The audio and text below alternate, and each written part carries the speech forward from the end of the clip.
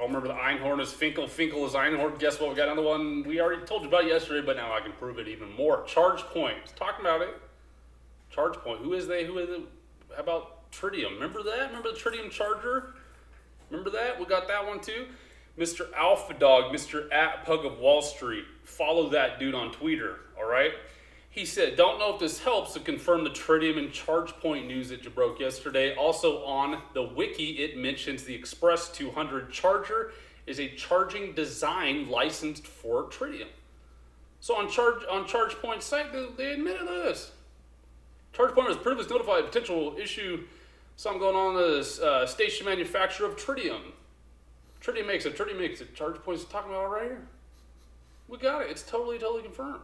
The CPE 100 and the 200 express DC fast chargers are for fast charging DC capable electric vehicles with an embedded AC to DC converter. It can also be installed at workplaces compliant cab models, while the Express 200 is larger, both designed and charging by Tritium. That's all over. So, remember yesterday, the 7-Eleven, it came out. They're saying that they're going to be using, well, they're not, they didn't even say who they're going to be using, but I was like, well, that's a ChargePoint, right? So 7-Eleven, largest retailer in the United States, they're massive, is using ChargePoint, but ChargePoint's DC chargers are Tritiums. Einhorn is Finkel, Finkel is Einhorn. So anytime you see like the liquid cooled thing going on and DC fast charging, proprietary words like that, it's actually coming from Tritium. So that's how these guys and gals have over 20% of the US market, but no one's heard of them. It's because they're in the guts. ChargePoint, but does ChargePoint buy Tritium chargers then just sticker them? Yeah. You can Google right here, look at, and liquid cooling technologies increase reliability, minimize ongoing field maintenance. They last longer, they're more efficient. Those are huge things. And the numbers on the macro, like 5 to 10 year picture I've seen on graphs too, are massive. The savings you get from the Tritium made electronic vehicle chargers that have everybody else's sticker on, like ChargePoint, 7-Eleven. There you go. Here's ChargePoint's Charger Express Plus. Here's more. Liquid cooling technology, increased reliability. Liquid cooling cables, remember proprietary fluid cooling, makes charging cables incredibly flexible and lightweight so they're easy for drivers to handle. Here's another thing. Tritium and ChargePoint partner for faster charging across the United States. Coming from Australia, they're talking about. Also, moving on from ChargePoint, there's a company called PodPoint. Signs preferred supplier agreement with Tritium for its chargers. So PodPoint, you probably, well, I don't know, you might not have heard of them, but Volkswagen has their own branded chargers. They buy them from PodPoint, right? And the Tritium actually is the one who makes them. Tesco, Volkswagen, those are all Tritium, dude. Look at that.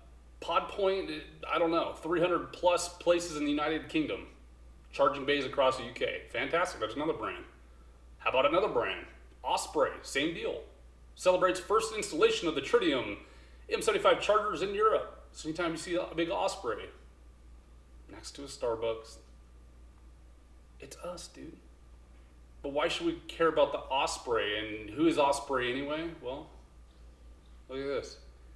Osprey unveiled at Shell gas stations as preferred partner for Shell EV charging install across United Kingdom, franchised forecourts, gas stations, right? So Shell's in the UK, the preferred installer is Osprey, which is actually pretty. This is why we have so much exposure, but no one's really heard of the brand that much. It's the dudes with the patents that everyone needs. It's the technology everyone needs. Even like BLNK, like most of their chargers are poo, right? Remember they got cobwebs and they're dirty, and remember all that stuff that came out? But a lot of them are like the old school ones that take forever to charge. Everyone is going to eventually be on these DC fast charger ones. Well, guess what? They're probably going to use Tritiums. And we're still at the very, very, very tiny bit of these that have been made, all right? Not even close. Just wait. We still got tens and tens of billions of dollars that needs to be spent before we can start catching up. If auto manufacturers really are going to, and states are really going to impose that thing by 2030, I think they're saying, so in 9 years, 8.5 years, they're saying they're going to stop gas combustion engines and go to electric. We got to start making these now. Who are you going to go to? The guys who can last the longest? They got the patents on the liquid cooling. Why wouldn't you, right? I even found sites where like you can, like you and I, we can go and like order one. I think they're like 40 grand. You know, it seems like a lot, but if you think about like if you had a little convenience store in a little hillbilly town, right? But maybe it was on a, you know, connecting into two bigger cities. If you're the only one that had that fast DC fast charger for Mr. Tesla that could stop halfway, guess which convenience store is going to come and buy some beef jerky and a Gatorade while he's waiting the 7 minutes to get it fully charged, right? There's even more. It is fitted with, what is this? ChargePoint, etc. moving to this. Oh yeah. It is fitted with Tritium's plug and charge ISO 15118 technology, which was first released in June 2020, which allows customers to pay through the charging cable that communicates with the car directly. What? This allows automatic and secure payment for charging without credit cards, etc., and is managed with a set of digital authentication certificates. Could even be through NFT. Like your car, everyone's car nowadays is actually an NFT. I bet you, right? It pretty much is. If you really think about it, the most secure way to make a car unhackable and prove everything, we've talked about the car registrations and all that, is making an NFT.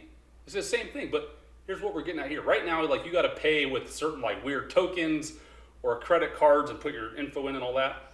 What if you could literally just plug your car in, done? It's just connected because your car is somehow connected. Like say your car, you connected through Apple phone or whatever, or Android, right? Android app Auto or Apple Auto. And like through that, the payments went automatically just from hooking the charger up. You literally just stick the charger in like a USB cord, it says, and that's all you have to do. You don't got to press no buttons or authenticate or add your, the fewer places you can put your payment information, the better, right? So they also own that. Tritium owns that technology. They have tons of patents. They've got like, I think like 25 and then another like 30 that are coming that they're working on. Dude, they're the leaders even in that. It's gonna be huge. Tritium launches the first of its kind plug-in charge solution. Those are already being deployed. And ChargePoint is using them too. So there you go. Umbrella Retail using them too.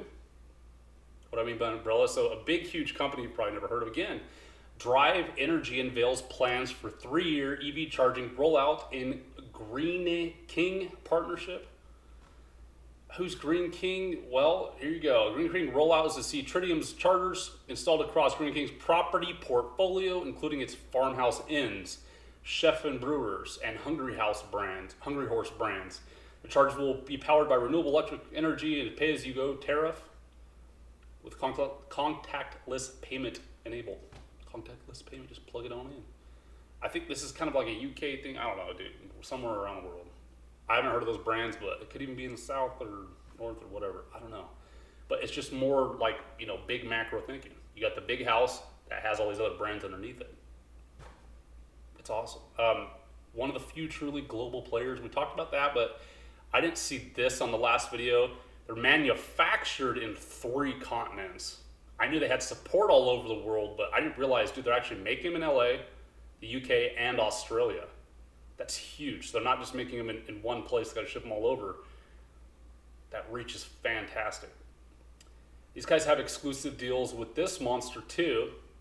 I found this company, Gilbarco Vita Root. I don't know, you haven't ever heard of them, probably not. But they are a multi-billion-dollar company. They basically supply stuff for gas stations. Like if you need a new pump, whatever your gas station, you get a hold of these people, they'll send them over, they'll set them up. They're like one of those guys. Their exclusive partner, and these guys are outside of the Carolinas, North Carolina, Greensboro, North Carolina. They've got over 4,000 employees. It's a big old company. They have a macro whole world exposure: Canada, United Kingdom, Italy, France, Germany, Netherlands, UAE, Morocco, Egypt, South Africa, Malaysia, Thailand, China, all over the world, Australia, blah, blah, blah, Brazil, Argentina, South America, everywhere. Strategic partner is none other than our homies. that you can buy what? What are these warrants at, like $1.20? Gonna wait till it's too cool. On their investor presentation, we already knew this, but I want to bring this up anyway. They have admitted, like straight up, they are working directly with Shell also, and Circle K gas stations. Those are big. This one right here, though, I missed. All right, and this is huge. They're also working directly with BLNK charging. So what does that mean? I bet you, and I haven't even had time to look that up, but I'm sure what that means is the BLNK fast chargers, the DC fast chargers that BLNK is starting to replace their old ones with, it's these guys too. Why wouldn't it be? It says right there, dude. I think this is massive also. More Shell, Power Flux. We already have, 15% of the US market, 29 staff, 20% of the UK market, and 75% Australian and New Zealand market share. That's huge. And again, we've barely even gotten to the branding ourselves. And because I think DC, the super fast charging, is definitely the future. It is. And these guys are the front runners on that. I see these guys getting more and more of the market just from that alone. If they stop selling for new people, new franchises, new whatever, I think just the weight of becoming DC everywhere and fast charging everywhere alone would probably carry these people at a 45-degree angle up. Why won't it? I mean, would you go to a gas station where it took you 40 minutes to charge your vehicle, or one that took you 6.5, 7 minutes? Right? Go to the fast one, dude. Liquid cooled, more information. What do you think? Are you already in this one? Are you just going to stay away from EV stuff because you don't believe in EVs, or what? Let me know down in the comments. If you wouldn't mind sharing this video with your friends, it'd be greatly appreciated. Y'all have a good rest of the night.